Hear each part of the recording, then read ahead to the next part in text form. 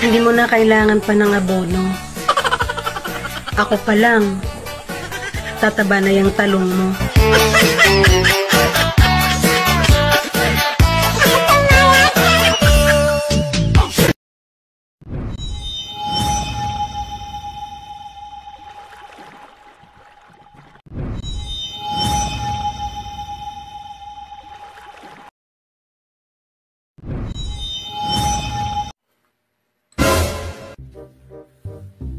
Alam mo, Bebang, Ano? lahat ng katangian na hinahanap ko sa isang babae, Talaga? Ano yun? wala sa'yo.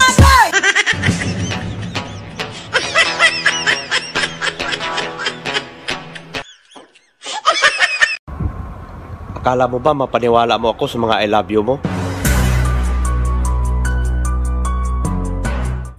Kilig nga ako.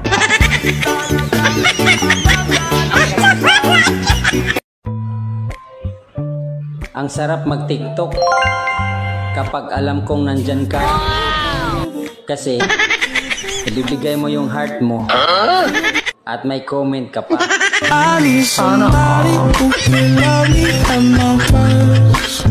No, I'm not perfect, but I hope you see my face.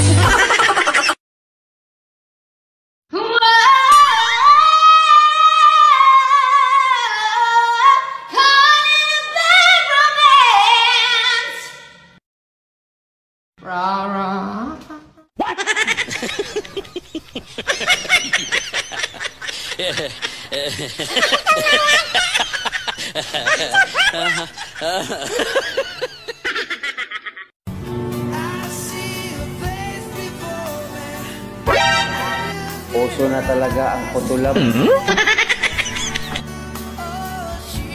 Pero kahit ano pa ang itsura mo, hindi pa rin kita ipagpapalit.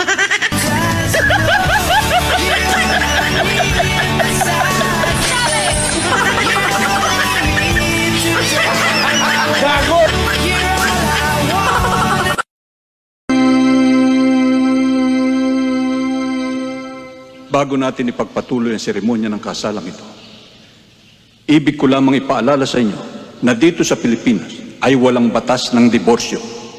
Dito, ang kasal ay tanikalang gagapo sa inyo habang buhay at tanging kamatayan lamang maaaring lumagot nun. Parang may laman mo ang sinasabi niyo. Pido laki mata, tinatanggap mo ba na bukal sa loob mo na makaisang dibdib ang babaeng ito na iyong mamahalin, paglilingkuran, makakasama bilang asawa mo habang buhay? Opo, Padre. Dida Romulo, tinatanggap mo ba na maluwag sa iyong kalooban na makaisang dibdib ang lalaking ito at ikaw'y nangangako na kayo'y magsasama sa tuwa at lungkot, sa hirap at ginhawa habang buhay? Opo, Padre. Inuulit ko, tinatanggap mo ba makaisang dibdib ang lalaking ito na hindi ka matatakot, mahihiya o magsisisi man lang habang buhay? Opo talaga, Padre. Ikaw ang bahala.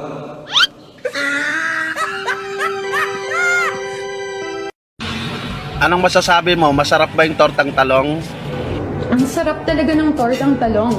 Para siyang talong na may egg.